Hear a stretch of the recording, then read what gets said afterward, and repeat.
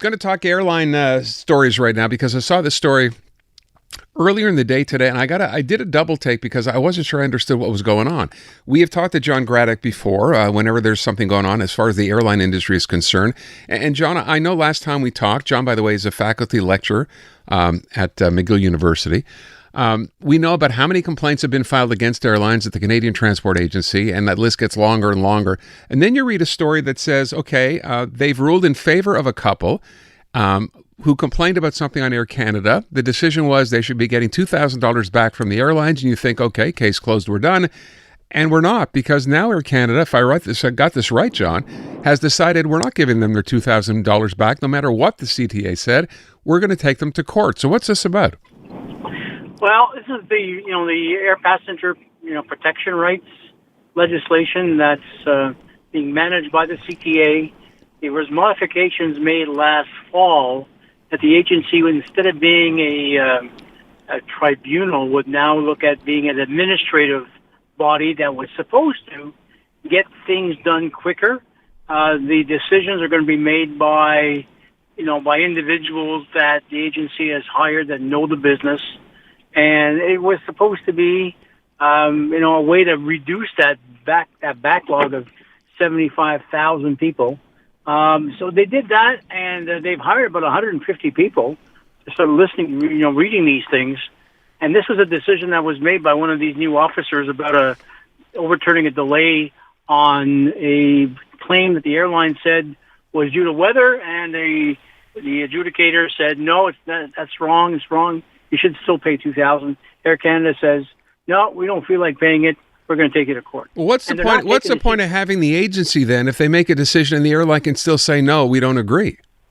That's that's the process. The process is because this is a legal framework. This is a regulatory process, and under any regulatory process, you have a right of appeal. It used to be the right of appeal used to be to the CTA. Now it means that you would now have to go to court, and in this case, it's Air Canada taking the passengers to court, not the CTA, who made the decision to overrule Air Canada. So it's a little discombobulated. I think it's something that it's a loophole that I think Air Canada is trying to exploit, and it needs to be fixed. Okay. Again, as I hear you say the last part, it's not about them taking the airline or the CTA to court, their decision. What possible court challenge could there be to the people who filed this in the first place? Why did they have to be the ones going to court? They're the individuals that launched the appeal, so they stay with the appeal, and it just happens to be that there was a regulatory body somewhere along the way that ruled in Air Canada's favor. So Air Canada is saying the only recourse we have is not against the CTA, but against the passenger who initiated this whole process. So it boggles the mind, but hey. Welcome to Canadian regulation. I got to wonder, too, if this is the case, is this sort of like carte blanche now for Air Canada or any other airline for that matter to simply say, you know what, we don't like it, go to court, because they know the people, if they're suing the people, not the actual agency, that means you're now going to have to get a lawyer. This is not small claims court, I guess, is it? I don't know. No, this is federal court. And so, the passengers aren't compelled to be there. This is Air Canada's against, Air Canada is going to have to prove to the court why this is all being done. So the passengers that are aggrieved don't necessarily have to be there, but I think you should be there. So it's going to cost you a couple of $1,000. It makes, as you said, it makes absolutely no sense. And you hope it doesn't open the door for Air Canada, or as I said, any other airline, to simply go ahead and try to, take every case they lose because they don't like the decision to court against people who never thought they'd have to go to court in the first place. That's why we have an agency. Yeah, and this is a continuing battle. You remember a few months ago, IATA, along with Air Canada, a few other carriers were going to the Supreme Court, and that decision still is pending.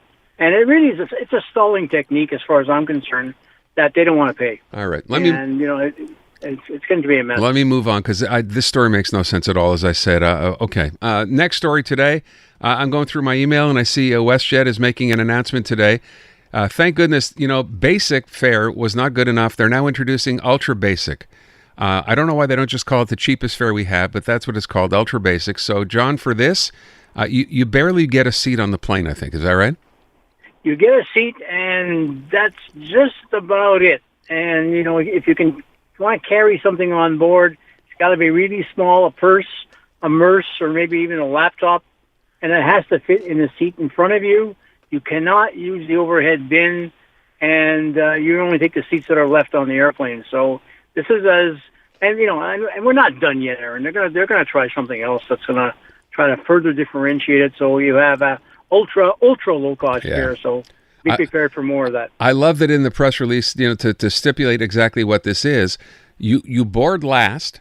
You will get the worst seats on the plane, including a middle seat. If there's those open, that's what you get for your ultra basic fare. And basically, when I saw the story, I said, okay, as silly as this may sound, I guess if you want to spend as least as you possibly can, which for some people will be the way they want to travel, this is what you get. Maybe some people don't mind traveling and sitting in the middle seat. But I said, John, how far are we away? I mean, really, on a short flight, right? Nothing transatlantic or transpacific from eventually having standing room.